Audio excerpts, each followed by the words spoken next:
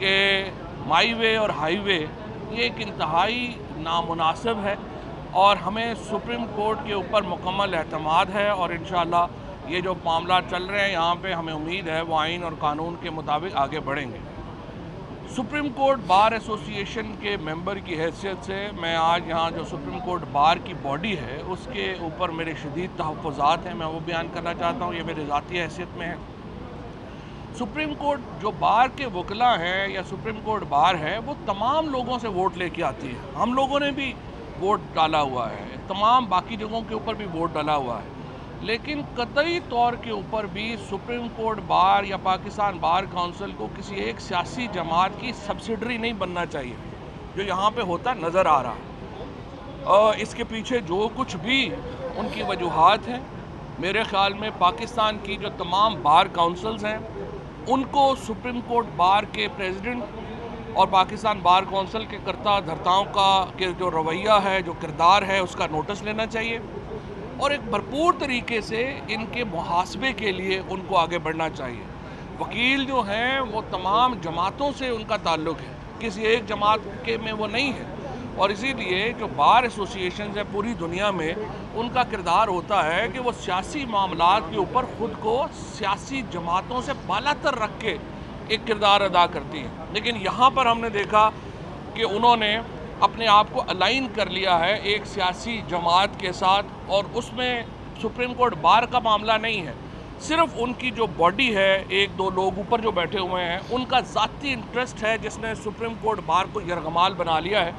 और मेरी नज़र में इसके ऊपर बार काउंसिल्स जो हैं पूरे पाकिस्तान की वो इनका कंडक्ट, और इसीलिए ये भी आपने देखा लाहौर बार में इस ग्रुप को जो भरपूर शिकस्त हुई वो भी एक नफ़रत का इजहार है वकीलों का बार एसोसिएशन की मौजूदा लीडरशिप से।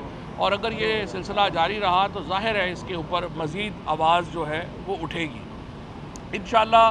वज़ीर आज़म ने जिस तरह कल कहा, अब हमारी तमाम तर तवज्जो 27 के अपने जलसे की तरफ है।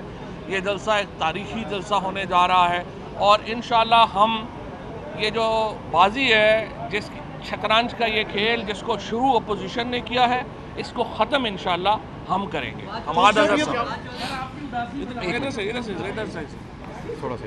बिस्मिल्लाहिर्रहमानिर्रहीम। तो तुम हो मेरी जान। सबसे पहले तो मैं ये कहना चाहता हूँ कि नून लीग का कुछ पुरानी ये रवायत है कि पहले इदारों को खुद ही मुतनाज़ बनाते हैं, खुद ही उन पे जुमले कसते हैं और फिर कहते हैं कि देखो ये इदारा मुतनाज़ हो गया, और इस तरह फिर उनसे अपनी मराद लेने की कोशिश करते हैं। एक दो दफ़ा तो ये कामयाब हो सकता है, लेकिन हर दफ़ा आप हर आदमी को बेवकूफ़ नहीं बना सकते। मैं यहाँ पे ये भी कहना चाहता हूँ कि एक जो है 27 मार्च को जो हमारी कॉल दी गई है, तफरीक बड़ी वाज़ेह है लोगों के सामने। इससे वाज़ेह तफरीक पाकिस्तान में की सियासी तारीख़ में पहले नहीं हुई। एक तरफ ज़मीर फ़रोश खड़े हैं, ज़मीरों के सौदागर खड़े हैं, चोरी का पैसा खड़ा है, और दूसरी तरफ एक ऐसा शख्स खड़ा है जिसको इसी अदालत ने सादिक और अमीन भी कहा है, जिसको पूरी कौम जानती है कि वो इस वक्त एक साफ़ सुथरी ईमानदारी की बुनियाद पर सियासत करना चाह रहा है। ना उसने कभी ज़िंदगी में हॉर्स ट्रेडिंग की है, ना ब्लैकमेलिंग की है, और ना ही कभी ज़मीर फ़रोशी की है। तो 27 को इंशाअल्लाह ताला एक फ़ैसला खल्क़े खुदा की तरफ से भी आएगा और आप देखेंगे इंशाअल्लाह ताला कि 27 को जो समा होएगा सिर्फ इस्लामाबाद में नहीं, पूरे पाकिस्तान में, वो आज से पहले नहीं देखा गया होगा। दूसरी बात, मैं समझता हूँ कि ये जो तहरीक है ये सिर्फ एक सियासी तहरीक नहीं है, ये पाकिस्तान की मईशत पे भी एक हमला है।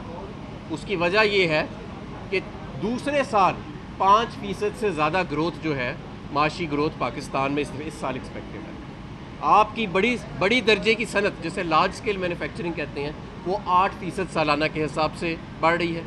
एक्सपोर्ट्स आपकी रिकॉर्ड $30 अरब टच कर रही हैं, रेमिटेंसेस आपकी रिकॉर्ड टच कर रही हैं, ज़र मुबादला के ज़खायर आपके जहां नून लीग छोड़ के गई थी उससे 2 से 3 गुना बढ़ चुके हैं। लेकिन ये इनको हज़म नहीं हुआ अपोजिशन को। आज जो वर्ल्ड बैंक की रिपोर्ट आई है गुज़िश्ता रोज़, उसमें भी इस बात की तस्दीक हो गई कि खित्ते में सबसे कम बेरोज़गारी जो है कोरोना के दौरान भी, वो पाकिस्तान में। तो ये हमला दरअसल सियासत पे नहीं है, ये मईशत की कामयाबी पे भी एक हमला था कि मईशत का रुख जो ये दिवालिया करके गए थे वो अब ठीक सिमत में जा रहा था और उसके ऊपर एक हमला करने की कोशिश की है, और इंशाअल्लाह ताला ये हमला बाकी हमेशा के हमलों की तरह नाकाम होगा। अच्छा जी, एक बात कर, 2 बातें मैं और करना चाहता हूँ एक तो आप ये देखिए कि कितनी बड़ी पीडीएम बनी। कल एक तो बिलावल ने कहा कि हम पीडीएम का हिस्सा नहीं हैं, बड़ा वाजे कर दिया उन्होंने।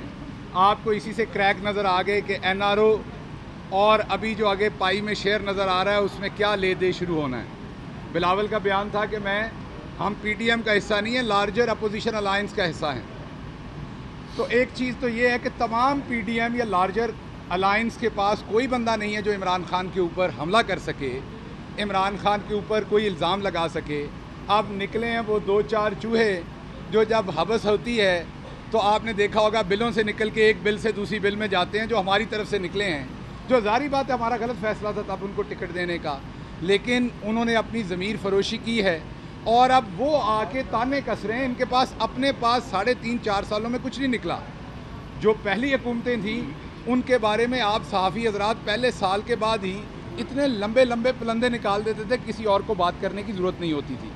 4 साल होने को आए, इमरान खान या उसकी हुकूमत के ख़िलाफ़ एक भी सबूत के साथ कोई करप्शन का इल्ज़ाम नहीं लगा, एक भी अदालत से किसी करप्शन के ऊपर किसी को सज़ा नहीं हुई या ऑब्जर्वेशन नहीं आई, या कोई ऐसी तैनाती जैसे मरियम सफदर साहबा की हो जिनके नीचे फ़ंड था और उनको अदालत ने हटा दिया हो, या कोई और चीज़।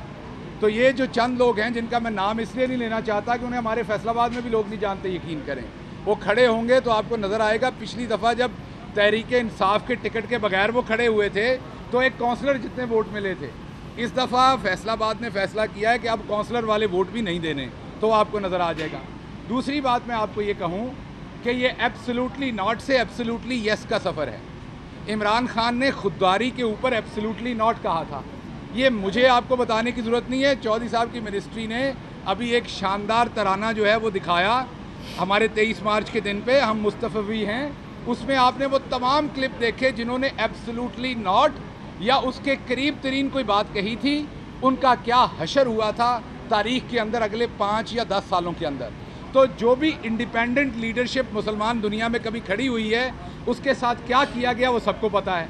तो जब ये 16-17 जून आज से 1 साल पहले इमरान खान ने एब्सोल्युटली नॉट कहा था, उसी दिन लिखा गया था कि इसकी कीमत अदा करनी पड़नी है। तो एब्सोल्युटली नॉट से फजल रहमान जैसे एब्सोल्युटली यस जो कहते हैं हमें मौका दें, ड्रोन भी करें, जरदारी साहब कहते हैं, और हमजा हो या शहबाज हो, उनको बड़ा मसला है कि आपने यूरोपीय यूनियन के बारे में एक जायज़ बयान क्यों दिया है। नाजायज़ की बात नहीं हो रही, मसला क्यों ना हो, लूटी हुई सारी दौलत यूरोपीय यूनियन में पड़ी हुई है, वीज़े एक्सपायर हुए हैं फिर भी उन्होंने रखा हुआ है। दूसरी तरफ कहते हैं अमेरिका को आपने एब्सोल्युटली नॉट क्यों कहा है। तो जब जर्नलिस्ट ने पूछा था आप अड्डे देंगे कि नहीं, 2 जवाब थे, देंगे या नहीं देंगे। इमरान खान ने कह दिया नहीं देंगे। तो इसलिए ये जंग जो है वो जैसे इन्होंने कहा हक और बातिल की है, ये जंग ज़मीर फरोश और ईमानदार की है, और ये जंग खुददार और ग़ुलाम की है। फैसला आवाम ने करना है, हर बंदा अपना अपना मुकदमा सामने रखता है, आप लोग समझदार हैं, फैसला आपने करना है। ये बताइएगा कि उस्मान मुजफ्फर